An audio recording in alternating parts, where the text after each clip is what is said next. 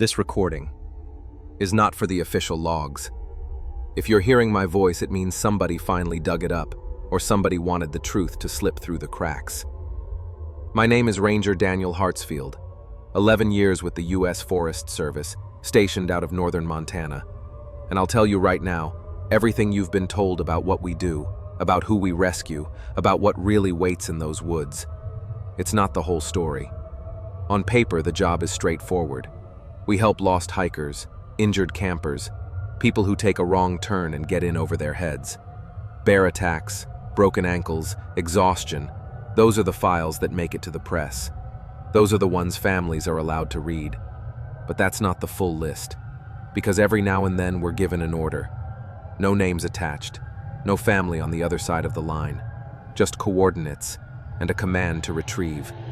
And when those calls come in, we know. We're not rescuing hikers anymore.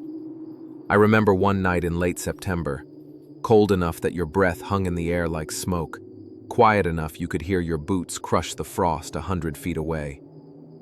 Dispatch gave us the order: missing camper extraction. But there was no name, no report of who had vanished, no relatives waiting for us to bring somebody home. Just a set of coordinates, deep inside a zone that wasn't even marked on the public maps. We were 6 rangers that night. By sunrise, there were only 5. The official report says otherwise, but the files are written to erase the missing. To anyone outside, it'll always look like Callahan never existed. But I was there. I know what I heard. We hiked in 6 miles through dead silence. And I don't mean the kind of quiet where you might catch a bird now and then. I mean nothing. No crickets, no owls, no rustling wind in the pines. The woods were still. It felt wrong in a way none of us wanted to admit out loud. Radios died halfway in. No signal, no static, just dead air. That happens sometimes in deep valleys, but this was open ground. It shouldn't have happened. The first scream came around midnight, distant, echoing. We thought we were close, but there was something off in the tone. It wasn't someone begging for help. Except he wasn't there. He never came back, but his voice carried through the trees like a lure. We didn't answer. We didn't dare. The coordinates finally brought us to a clearing. What we saw there still won't leave me. Shredded tents, a fire pit still warm but abandoned, gear scattered in the dirt like people had left in a panic. And in the center of it all, something was waiting. It crouched among a structure made from branches, bones, and torn cloth. It was moving wrong, jerky, almost mechanical. When it rose, I thought it was a man at first, a thin, broken figure. But its arms stretched too long, its head tilted at an angle no neck should hold. And when it turned, the uniform it wore wasn't tattered like the rest. It was ours. It was Callahan's. We froze. No one spoke. But the thing did. It opened its mouth and his voice fell out, raw and jagged, like someone dragging sound across broken glass. It said our names, one by one. Our commander gave the signal. No talking, no questions. We secured it with restraints that barely held as it thrashed and shrieked. Its movements weren't human. Its eyes, I don't think they were eyes at all. Just black pits that reflected nothing. They told us not to look at it, not to speak about it, not even to write Callahan's name again. The official report: hypothermia. Cause of death: exposure. Body unrecovered. His family was handed a folded flag, told he died a hero. But we know what we dragged out that day. It wasn't a man anymore. I quit 2 weeks later. I couldn't sleep without hearing my own voice call me from the dark. Couldn't hike without feeling watched. And sometimes, even now, years later, I'll be out walking and hear it again. That same call, my own voice, saying my name from just beyond the tree line. That's what they don't put in the files.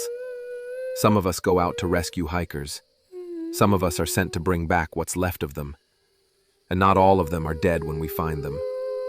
If you hear your own voice calling to you from the woods, don't answer. It's not you, and it's not your friend. And if this tape finds you, if you made it this far, don't look for it in the official records. You won't find it there. They call it incident number 1 in the files that don't exist. A rookie search and rescue officer, barely 6 months on the job, was sent out to locate 3 hikers who never came back from a weekend trip. The last ping from their GPS tracker put them on a ridge not far from an old fire line.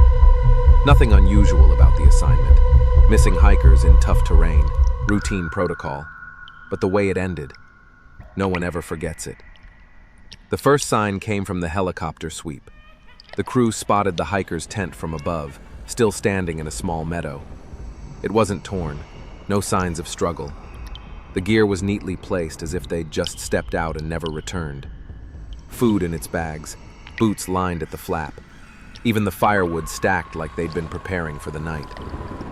3 people didn't just walk away from camp like that, not in the middle of the wilderness. The rookie was sent in on foot to verify. The rest of the team held back at the perimeter, radios open, keeping a line on him. His voice was steady at first, reporting back with the usual checks. Terrain clear, camp empty, no tracks leading out. He said it looked like the hikers had vanished in the middle of whatever they were doing, as if time itself had stopped. Then his tone changed. A long pause, a whisper. The kind of voice a man uses when he doesn't want something else to hear him. "There's something standing between the trees," he said. "It's not moving, but it's watching." Static cracked the line. He repeated himself, harsher this time, like he couldn't believe what he was looking at. "It's still there. It hasn't blinked. It's just waiting." The last sound was his breath quickening, the shuffle of his boots on the forest floor, and then the transmission cut. No call for help, no shout, just silence. The recovery team went in 20 minutes later.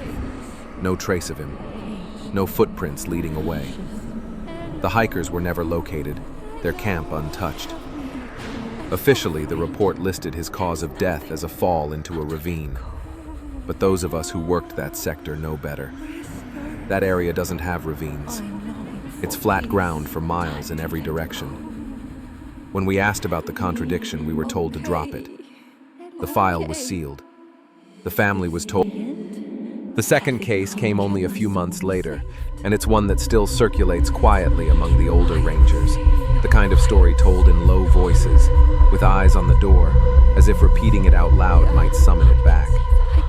It began when another team was sent out after reports of hikers who never made it home. The forest was damp that morning, fog still clinging low, when they came across something no one could explain. A trail marked in red. Not paint, not blood either, at least not exactly. It looked like children had pressed their palms flat against the bark and dragged them forward, smearing handprints from tree to tree, guiding deeper into the woods. The rookies thought it was some kind of cruel prank, but one of the veterans stopped them cold. He touched a handprint and stepped back, shaken. He said it was still wet. The trail stretched for nearly half a mile, perfectly straight, each mark lined up as if beckoning them forward. No footprints, no sign of animals, just those palms, smaller than any adult hand, tugging them deeper into the trees. Eventually, the path ended at a wall of stone. Nothing beyond it but solid rock. No caves, no cracks, no way forward. The handprints stopped there, as if whatever left them had walked straight into the stone and vanished. That's where the official search would have ended. But that day, they carried thermal gear, a drone outfitted with an infrared lens. They launched it above the dead-end clearing, scanning for body heat. And that's when they saw it. Not one signal, not even the missing hikers, but 6.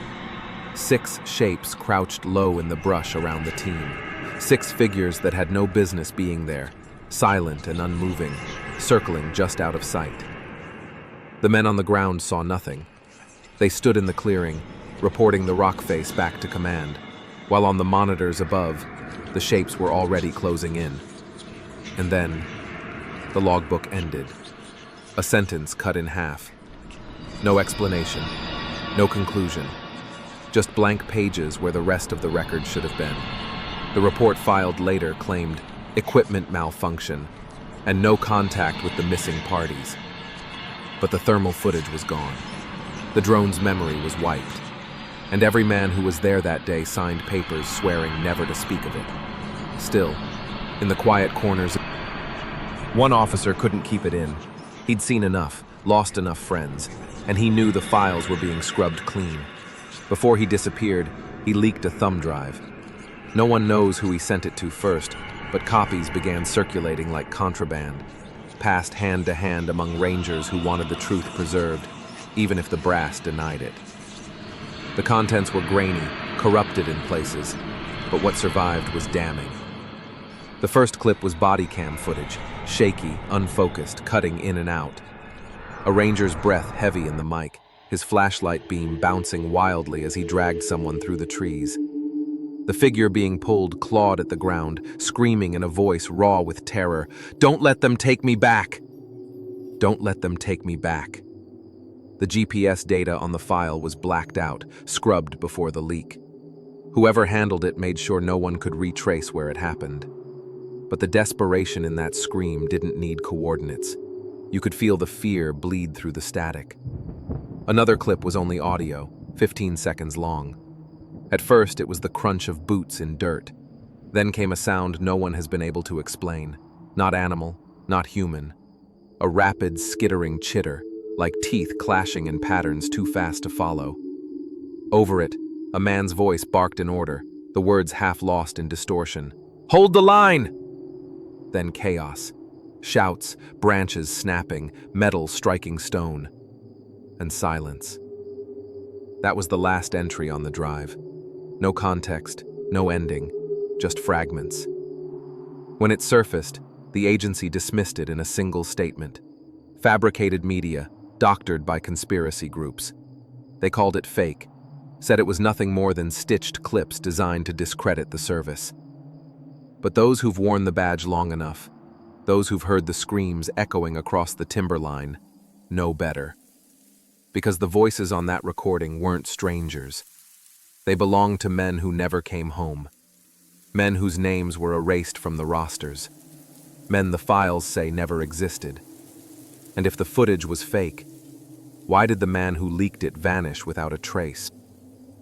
The third file was nicknamed the Canyon Echo, and even among rangers, it's the one that makes voices drop to a whisper.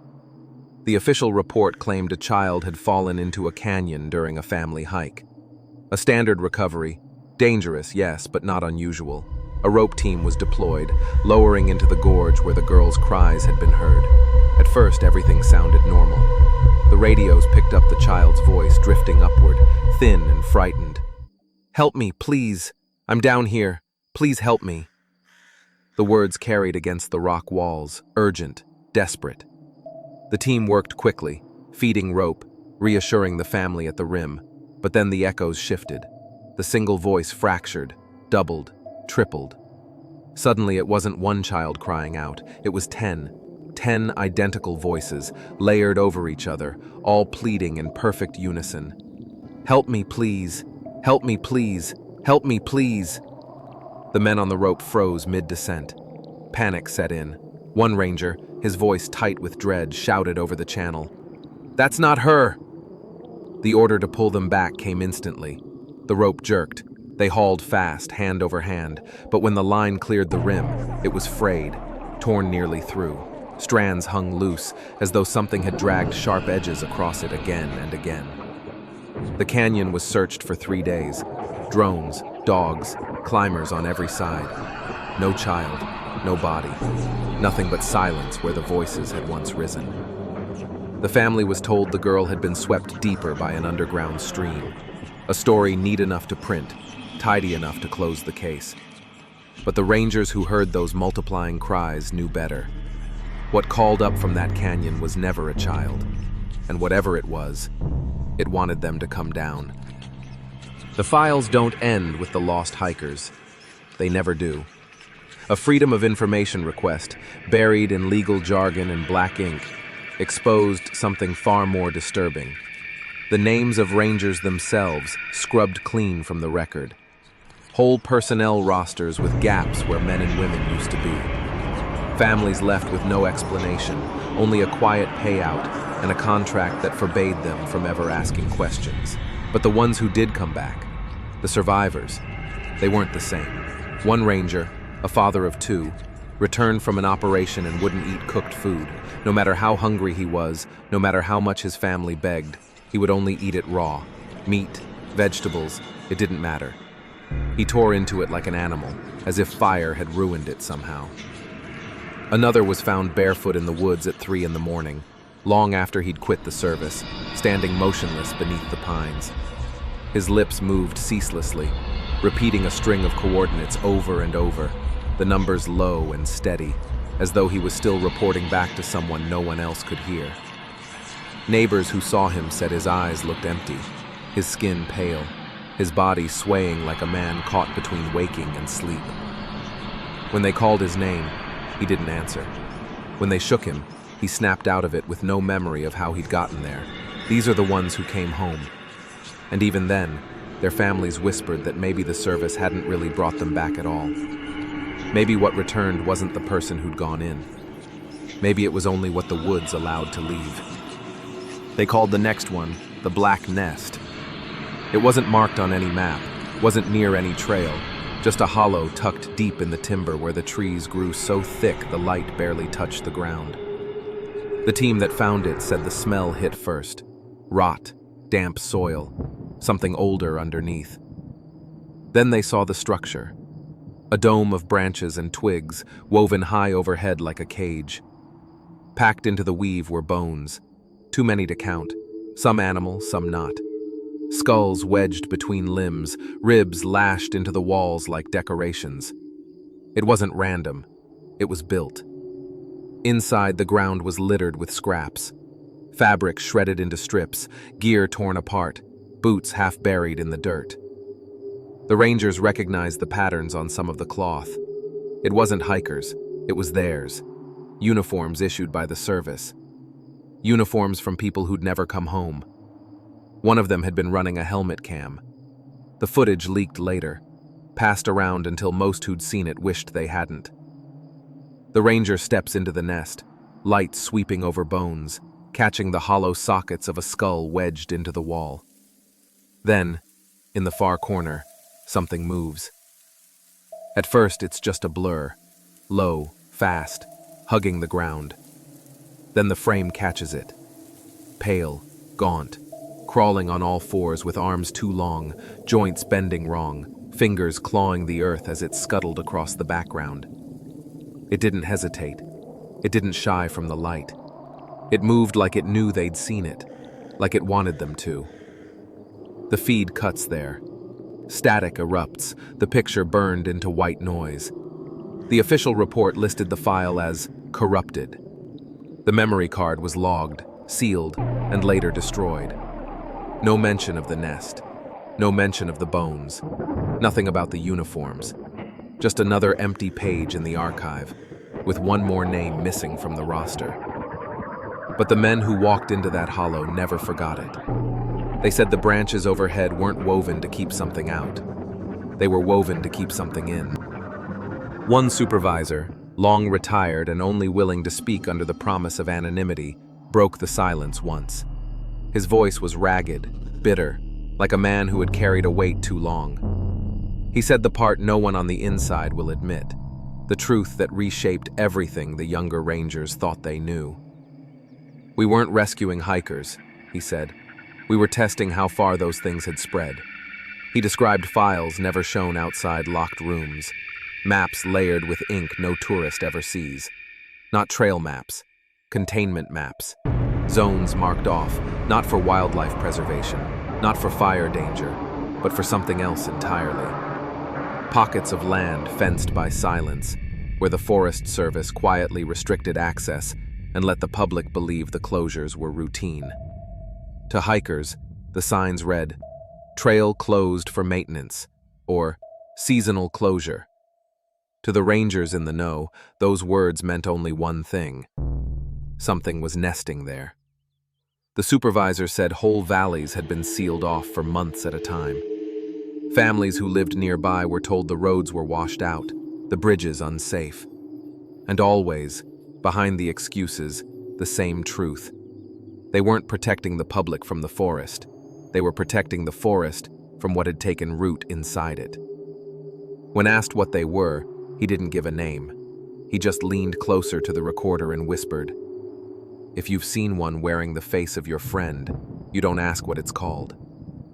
You just pray the map is right, and that it hasn't moved beyond the lines." The last case file was never released. It circulated briefly in whispers, then vanished, swallowed before it could stain the record. Only fragments survived, fragments no one was meant to hear. A ranger's voice crackled over the radio, his words slow, unsteady, as if the truth was heavier than he could carry. "It's not one creature. It's a whole system. They move us like pieces on a board." The team in the command center sat frozen, listening. No coordinates, no details, just that broken admission, followed by a silence that stretched far too long. Then came the footage. A helicopter sweeping over dense forest, camera angled down into the canopy. At first, nothing but trees rolling endlessly beneath the rotors, but then the shapes began to shift. Not the wind, not shadows.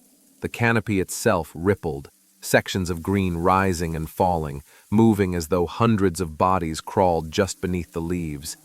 You could see lines forming, wide arcs bending through the forest as if something, many somethings, were maneuvering together, shaping the land like a living tide.